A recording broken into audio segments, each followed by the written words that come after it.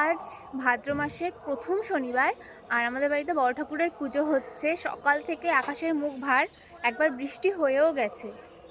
আমাদের পুজোর সব কিছু গোছানোই রয়েছে, সেই সকাল থেকে 11টার মধ্যে গোছানো কমপ্লিট হয়ে গেছে। আর এখন বাজে 1:30, এখনও ঠাকুর আসেনি।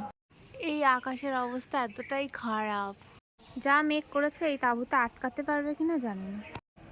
সকাল 11টার থেকে সাজানো রয়েছে প্রসাদ টসাদ, এই হচ্ছে অবস্থা।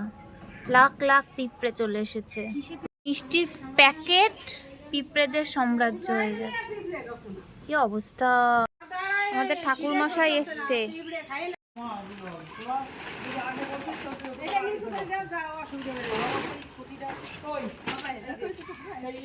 কেমন হলো পরীক্ষা? ভালো। কেমন ভালো? ভালো।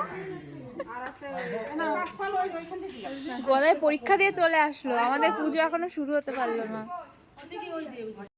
এখন ঠাকুরমশাই পুজোয় বসেছে আর এই যে ঠাকুরমশাই তো পুজোয় বসে পড়েছে, তার আগে একটু প্রদীপ টদীপ জ্বালিয়ে নিচ্ছে। আর এদিকে আমাদের ডাবটা ঠিকঠাক করা বাকি ছিল, মানে ডাবটাকে কেটে পুজোয় বসানোর মতন করা হচ্ছিল, দুই সাইডে কেটে।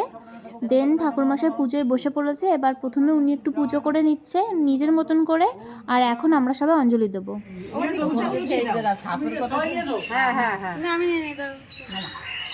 পুজো কমপ্লিট হয়ে গেছে, এখন মা শনিদেবের পাঁচালি পড়ছে আর ওইদিকে ঠাকুরমশাই যজ্ঞের জন্য প্রস্তুতি নিচ্ছে।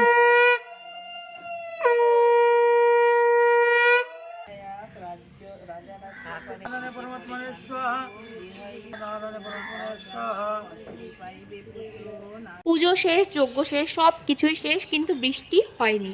আমাদের পুজো খুবই ভালোভাবে হয়েছে। আর আমরা যখন প্রসাদ টসাদ পুরোপুরি বানানো হয়ে গেছে, সবাইকে প্রসাদ দিচ্ছিলাম, তখন বৃষ্টিটা নেমেছে।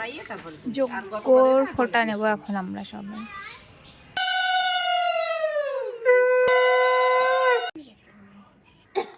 অনেক ভালোভাবে আমাদের পুজো সম্পন্ন হয়েছে। একবার একটু ঝিরিঝিরি বৃষ্টি পড়ছিল, বাট তারপরে আর কোনো কিছুই হয়নি, শুধু মেঘই করে আছে, বৃষ্টি এখনো আসেনি। বাড়িতে তো শনিদেবের কোনো মূর্তি পুজো করা হয় না, তবে ঘট আর তাল এই দুটো পেতেই পুজো করা হয়। আগের বছরের তালটাকে আমরা জলে ফেলে দেবো, আর এই বছরের তালটা তো কাকা মন্দিরে টানিয়ে দিল। আমাদের প্রসাদ রেডি করা হচ্ছে, খাওয়ার জন্য চলে এসেছে ঘুমের থেকে উঠে 3টের সময়। হ্যাঁ, চেটে পুটে খাচ্ছে প্রসাদ।